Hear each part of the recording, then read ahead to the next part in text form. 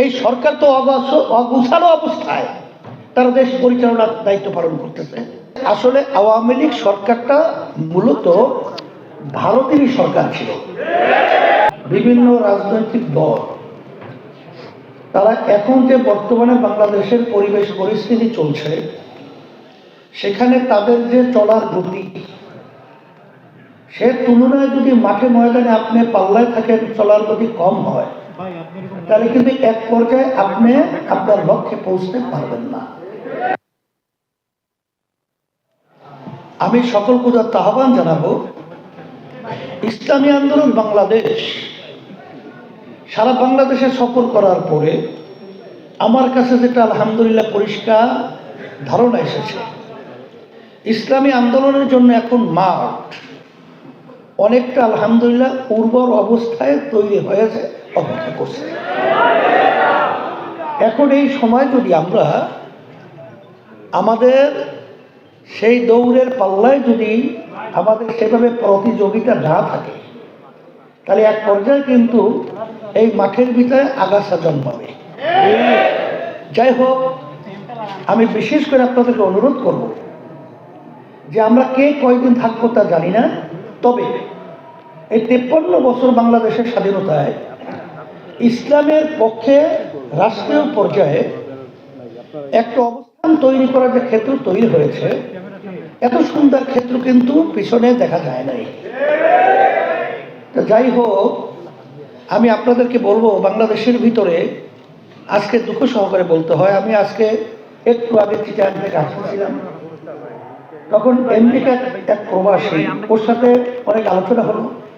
ও বলতেছে, হুজুর, আমেরিকায় আসলে আমরা যাই ঠিক, দেশের মায়া তো আছেই, কিন্তু ওখানের যে সমস্ত বিষয়গুলো, যে নিয়ম শৃঙ্খলা, আমাদের বাংলাদেশে আসার পরে সর্বত্র যেখানে যাই সেখানে একটু অরাজকতা, অশান্তি, অসচ্ছ এবং ব্যবহার সহ হিংসাত্মক এবং যেটাকে বলা হয় জুলুম সর্বত্র ছড়ায় আছে। এর জন্য ভাল লাগে না।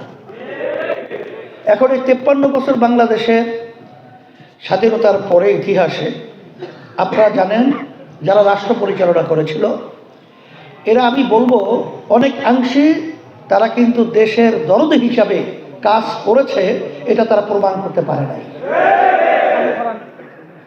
বরঞ্চ 5ই আগস্ট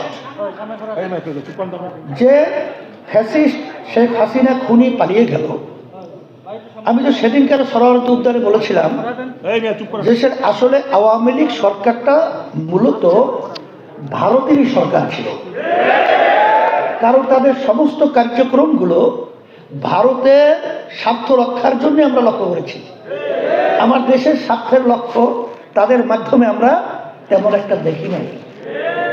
এরপরে বর্তমানে যে চলছে, আমি সেদিনকারও বলেছিলাম, আজকেও বলছি, যে বর্তমানে যে অন্তর্বর্তীকালীন সরকার রয়েছে, তারা কিন্তু আমাদের এই ছাত্র জনতা অভ্যুত্থান যে 5ই আগস্ট বাংলাদেশে হলো, সেখানে হাজার হাজার মায়ের কোল খালি হলো, হাজার হাজার আমার ভাইয়েরা, আমার ছাত্ররা পঙ্গু হয়ে গেল, চক্ষু হারালো, এখনো মায়ের কান্না বন্ধ হয় নাই। কিন্তু তখন আমরা দেখছি এই সরকার তো অগোছালো অবস্থায় তারা দেশ পরিচালনার দায়িত্ব পালন করতেছে। সেখানে আমাদের দায়িত্ব কর্তব্য, তাদের ভুল ত্রুটি থাকতেই পারে, আমাদের দায়িত্ব কর্তব্য হলো সহযোগিতা, পরামর্শ।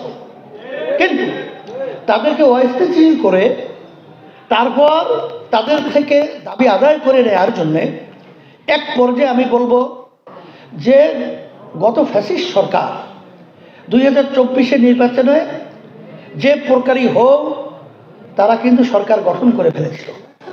তারা তো 5 বছর মেয়াদে ছিল, কথা ঠিক না? এখন পর্যন্ত 3 মাস 4 মাস যেতে পারে নাই।